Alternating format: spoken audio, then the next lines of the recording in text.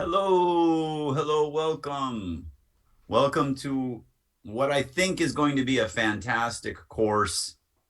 You won't believe the things that you will see. I want to introduce myself, introduce the course, actually plunge into the course, very basic ideas, as well as looking at the last things that you'll be doing in the course. Um, got my architectural engineering colors on. So I will share the screen and tell you a little bit about myself and then a little bit about the course, and finally we'll plunge into the course. It's going to be fantastic. So this is what I want to do today, get a little bit of introductions out so that you know who you're dealing with. We will talk about equilibrium. I recognize some of you are technical students and some of you are not at all, and you are nervous maybe about taking an architectural engineering course. This is a general education course. It's not advanced really, but then it gets, I think, sophisticated maybe is the best word. I'm not really sure. You tell me. If you are an advanced engineering student or an advanced architecture student, some of these things may seem trivial initially, and then instantly, I hope your heads will explode. We'll talk about the tools, we'll talk about the course organization, and finally, my own expectations. So who am I? I am Ed Soliklis. I'm a professor of architectural engineering. I got my PhD at Wisconsin. I'm a licensed civil engineer in the state of California. I just started a company, so it's called Poly Shells LLC. It's a nod to Cal Poly, of course, but it's also shells made out of polygons. And we make a lot of shells. Poly Shells is a great name, I think. This is my third book. You could look at the other ones. I think I referred to the second one just briefly, and I very briefly to the first one.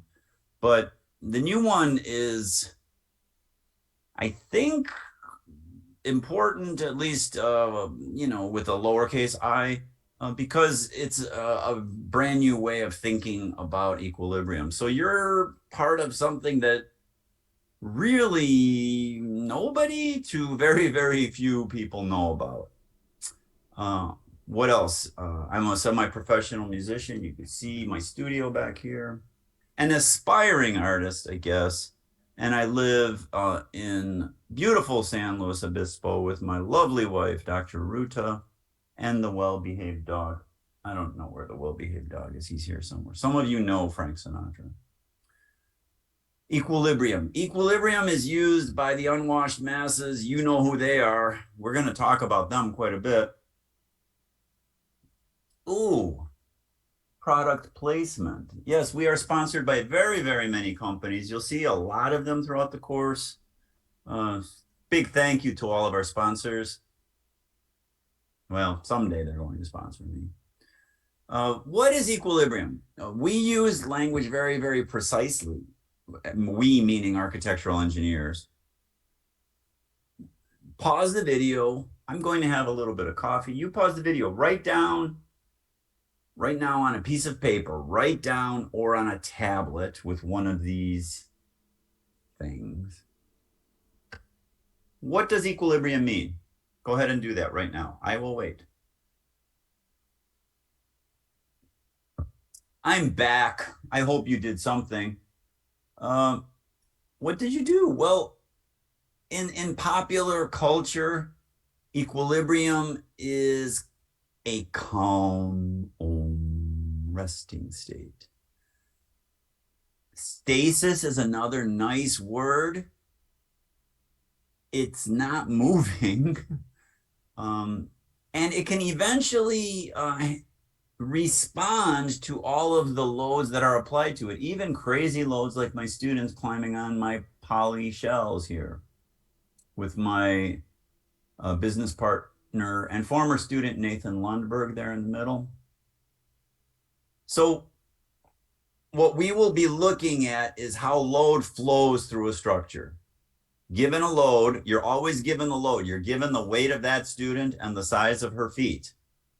And you will see how does that load flow down to a particular support. That is exactly what we will be doing in this course, but we will not be using algebra. We will be using the modern Muller Breslau method, a little bit of the classical method as well. So in fact, today I will introduce both methods, but most of the course is the modern method.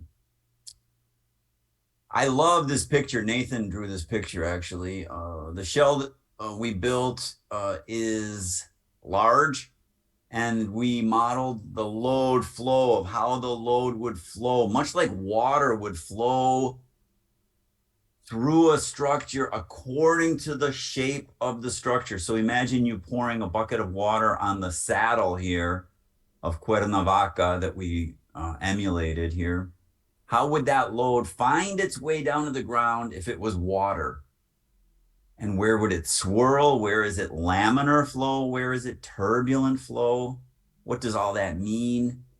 What is the distortion from smooth laminar flow? That's actually bending. These are fantastic ideas. If you're a non-technical student, the load is known. You know how much water is being poured onto your structure.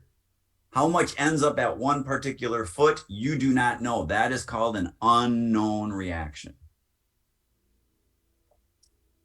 What tools will we use?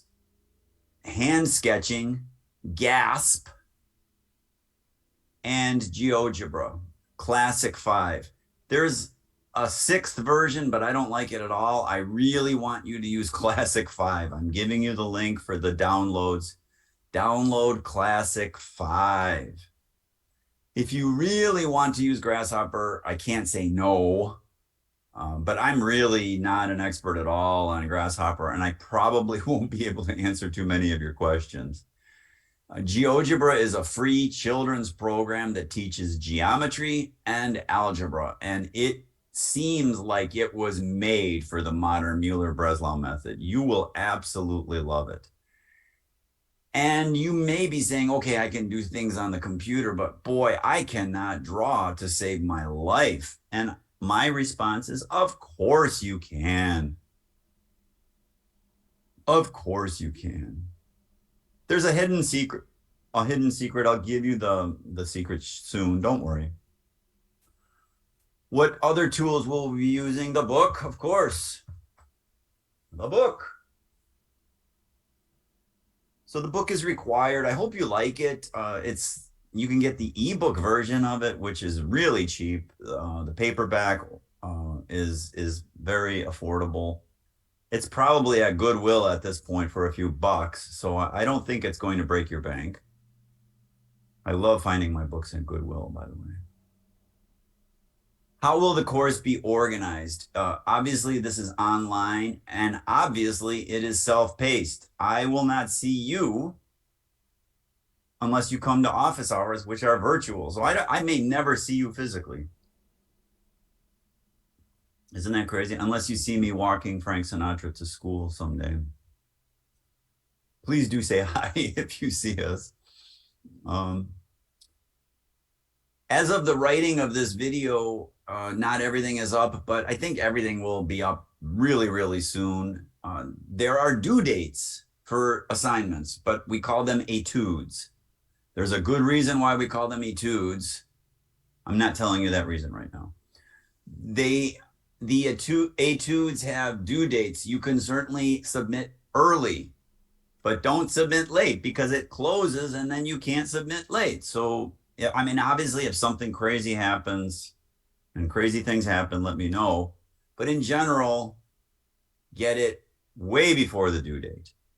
And there are really 3 levels. Look at the syllabus for the grading distribution, but there's only 3 marks.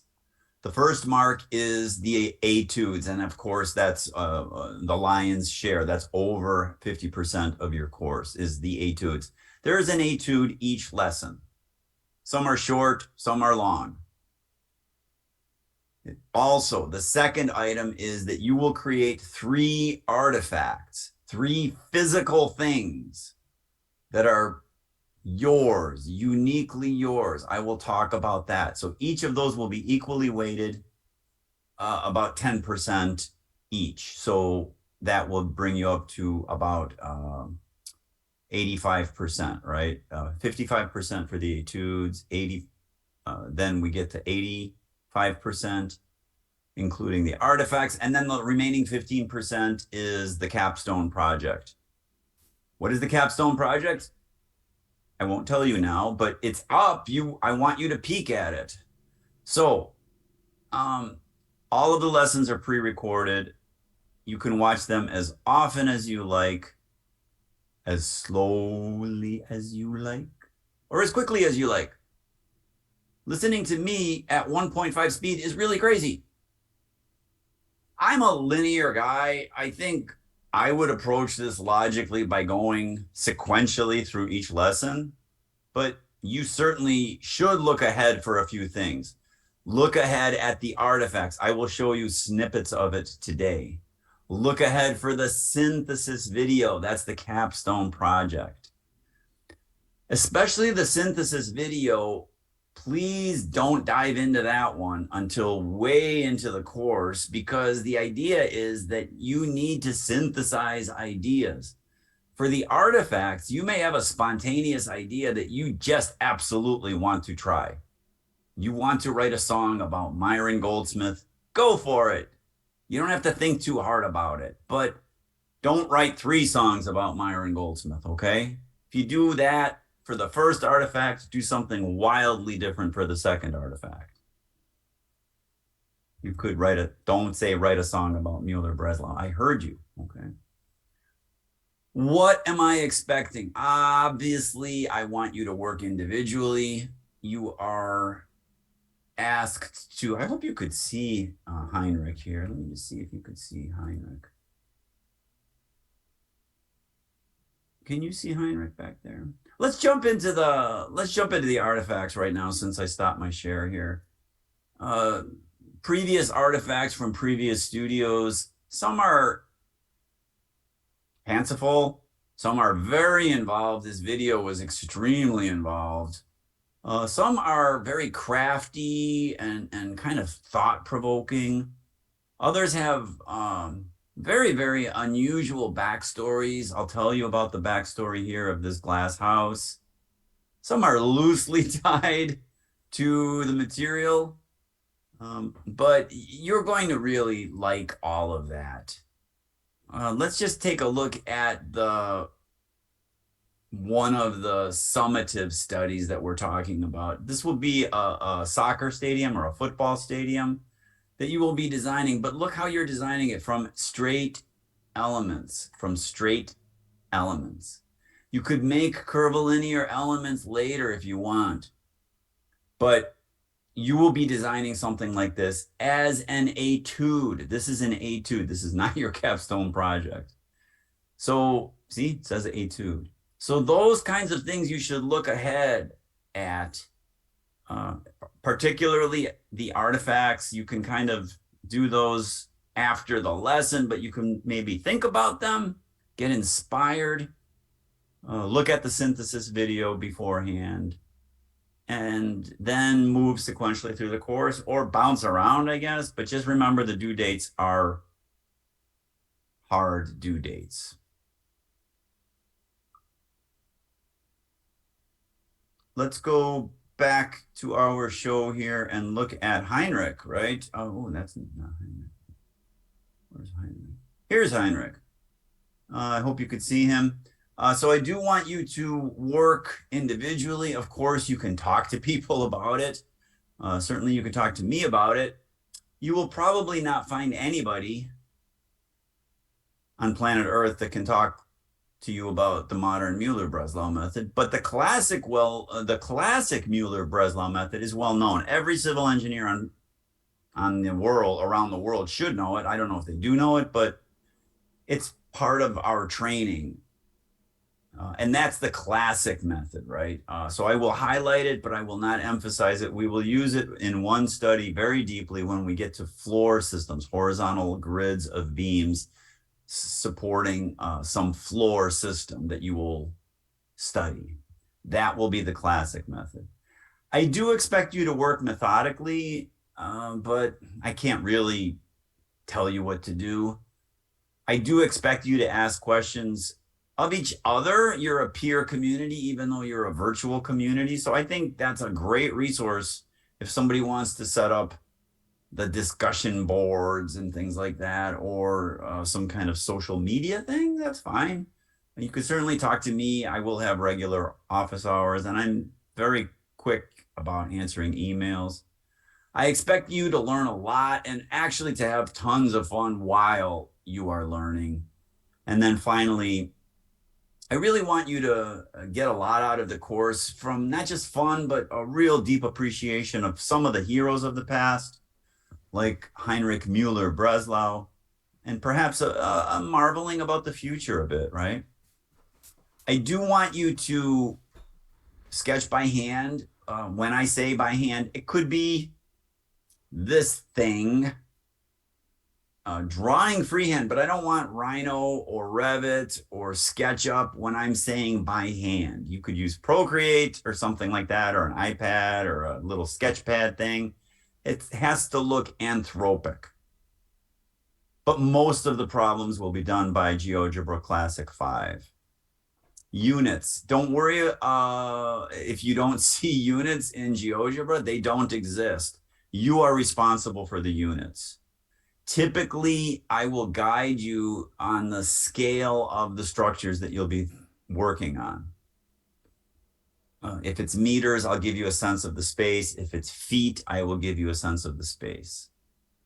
Typically, we use one set of units, either imperial units or metric units, but given the loads and given the geometry, you can kind of hide it in that if I set up an etude, I will give you examples of the numbers, of the range of numbers that you will be working with. I want you to dig deep. Some of you are upperclassmen, and you should be inquisitive. That's a great trait to develop.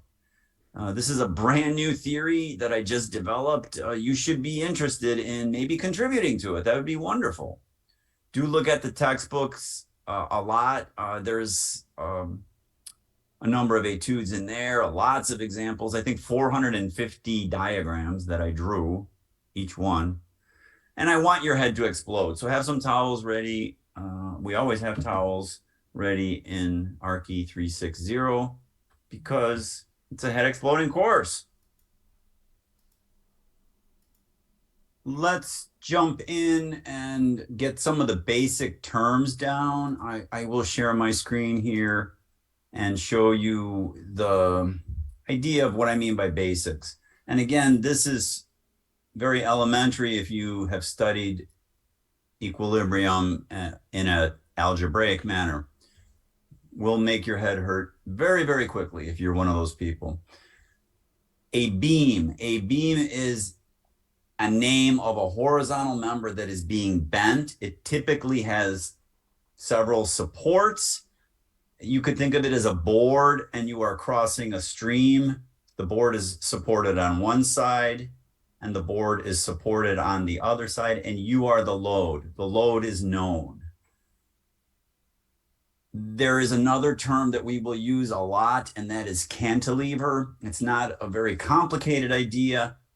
It essentially means that there is a free end of the structure. It's hanging out there in space. It could be a horizontal cantilever like a diving board, or it could be a vertical cantilever like a skyscraper. So the first question is, if the load was 1,000 units of force, notice I'm saying units of force, you don't really have to assign metric or imperial here. What are the equilibrating support reactions at either side of the board for the no cantilever setup? And I think you will immediately intuit that they have to be 500 each. There's no reason why symmetry would not be valid. So they are 500 each. What about the case where there's a cantilever? What are the reactions in that situation for a 1,000 units of force? So go ahead and write that down if you'd like. I won't even answer the question. But the question that I will answer now is, okay, I'll answer the question. The answer is that it doesn't matter. If there's no load on that cantilever, the reactions are exactly 500 each. How would we find that 500 for the no cantilever situation using the modern Muller-Breslau method? There's only one equation in the entire book. That equation requires the use of delta. And delta is tied to the unknown. Delta is in the direction of the unknown. So if you are seeking the left vertical support, your delta is a left vertical perturbation. All other boundary conditions must be respected. Now, that name boundary condition means something. I'll explain it shortly. But for us, it is the perturbed shape that we'll be studying. There's the only equation in the book. It's equation 1. And we will look at this problem, we will look at this etude in 2 ways. One of them will be with the modern method and then with the classic method. So that boundary condition, one of the boundary conditions that we like to use as engineers is the so-called pinned condition. And what that means is that that point is supporting the beam, but it cannot translate horizontally, nor can it translate vertically. Those are the boundary conditions. Yet there are no boundary conditions associated with the slope of the beam at that pin. It doesn't exist. That is not a boundary condition. So that angle could be anything. Keep that in mind when we perturb the left support vertically and we are pinned at the left end. In your mind's eye, what does that mean? And what that means is, let me go back to the previous slide here, that the rigid nature of our system in the modern method is that it must be a circular arc. This arc has to be a circle that is centered on that pinned support. I will explain that more right now. So here's the perturbed shape. And this is what I mean by drawing it by hand. I just want you to draw it by hand. There's the perturbed shape. The length of the beam does not matter. The magnitude of the load does not matter. In fact, the position of the application of the load does not matter. The only thing that matters is that if you are looking for the left vertical reaction, you perturb it vertically, but all other boundary conditions must be maintained. And that is a pin at the right end. So the vertical movement can be mapped or captured, that is delta of the unknown. Similarly, the loft. Now remember in that one equation, we had this term loft. What is the loft? What that means is how much does the load move during the perturbation. So we will use the word perturbation for the unknown, and we will use the word loft for all of the loads going for a ride. They're going for a ride through the perturbation. Now here, if you want your heads to explode a little more, I drew a different perturbation based on our boundary conditions. And in the classic method, you would never do this. In the modern method, the beam does not change length. So the beam has to be 15 units of length.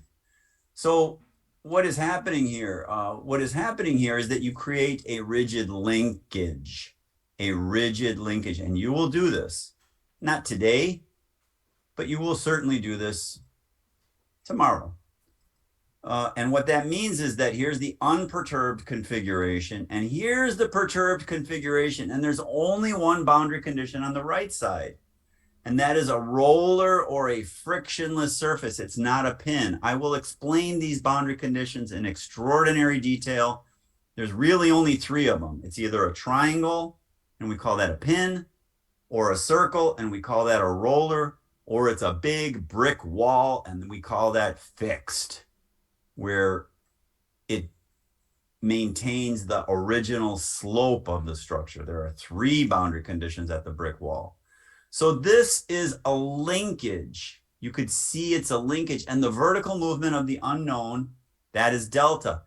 The vertical movement of vertical loads is loft. Now let me stop this share and go back to the equation and say something very important.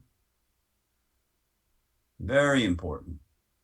And that is that when you measure the loft, it has to be in the direction of the load. So if you have a vertical load, you measure the vertical loft. If you have a horizontal load, you measure the horizontal loft. Now, immediately, if you're a technical student, I hope your brain is spinning. I hope your brain is spinning around. Wait, what? Yes, there's a circular path here, and there's horizontal movement of a horizontal load. We'll cover that soon. Here's the secret. The secret is similar triangles. If you don't remember similar triangles from, when did they teach that? Maybe in high school, maybe in grade school, I don't know, but I'll teach you similar triangles. What I'm doing is I'm establishing similar triangles, and I want you to do this one by hand. Notice I gave you the 3.8 roughly and the 11.2 roughly. What does that add up to? 15. Because I wanted a big delta. I made delta roughly 10. Now, why am I saying roughly? Because I'm drawing this by hand. I want you to literally draw this by hand as best as you can. You could actually use a stick, or if you have a compass, you could use a compass, but just sketch it out and don't change the length of the arc. That's just use a template, okay? Here, see that? Just do that. You could do it. You're doing great. I'm so proud of you. Then measure things, like literally take a ruler and measure it. Now, we're not going to do that all the time, but this is the first lesson, right? And I want you to do this literally, or you could use graph paper if you're an engineering geek. You probably have graph paper lying around. Just do it on graph paper and count those squares and guess when you are in the decimals. Don't give me a bunch of decimal points, because then I know you did it on a computer and that's cheating. I want an anthropic, sensitive drawing. You may use icons like I did.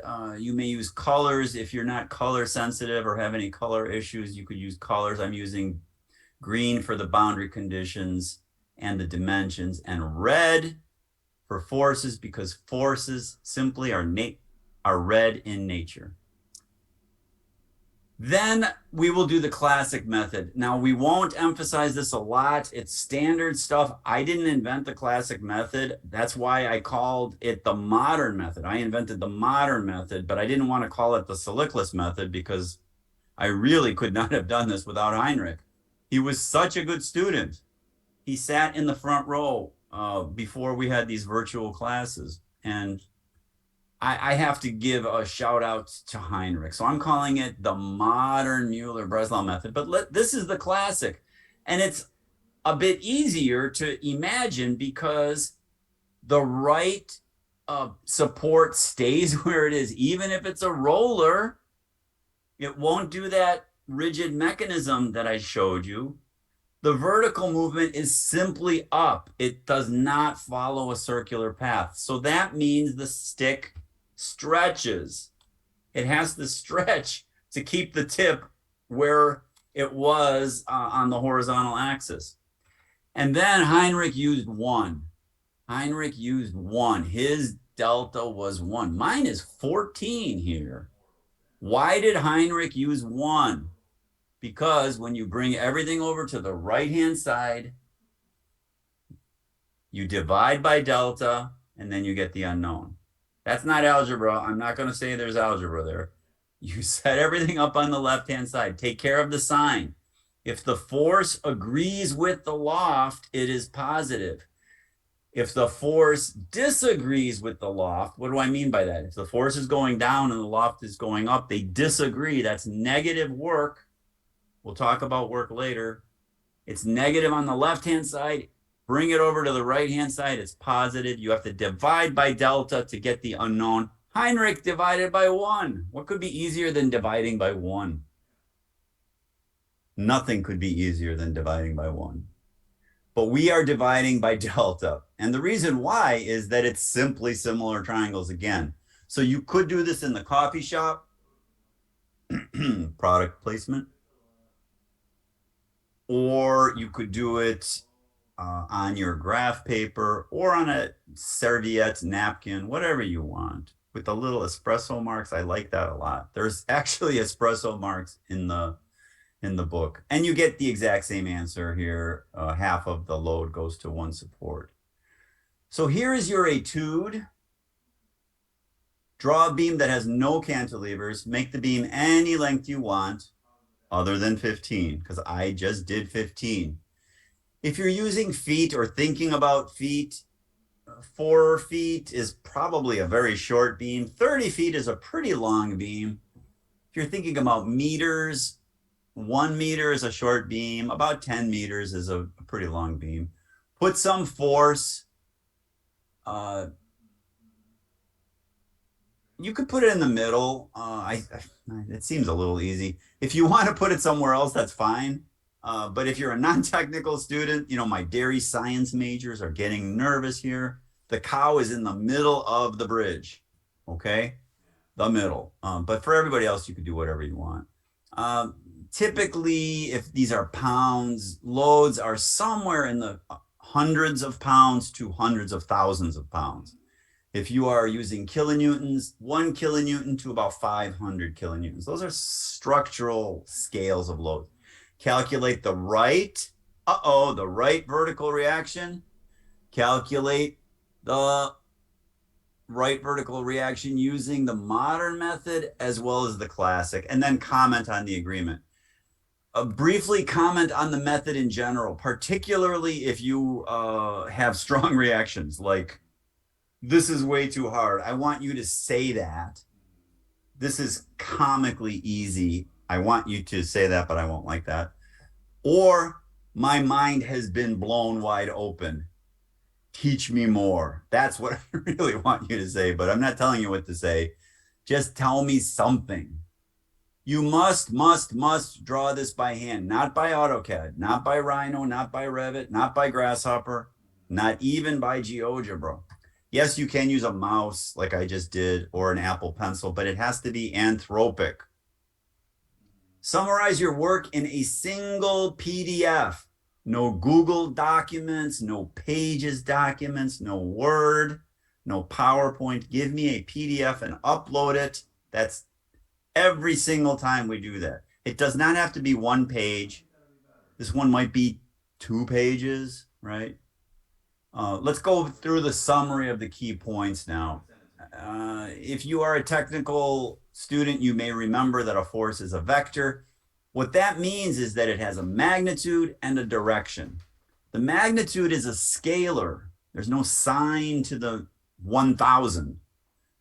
Down is negative for us in a Cartesian world. Up is positive for us in a Cartesian world. Remove the support, perturb in the direction of the unknown. Perturb in the direction of the unknown. Delta is tied to the unknown. Respect all other boundary conditions. Watch your loft. Watch your loft. Put everything on the left-hand side of the equation. Solve for the unknown. That's it. That's the whole course. Literally. Well, the end of the book, I don't cover that in this course. This is a general education course. I don't do the indeterminate stuff in this course. It's all determinate. It's all head exploding and fun. You will love it. I guarantee it. And you might even want to become an architectural engineer. Switch from that dairy science major. Come over to the good guys. Build some cool structures. Have fun. Looking forward to seeing your work. Bye.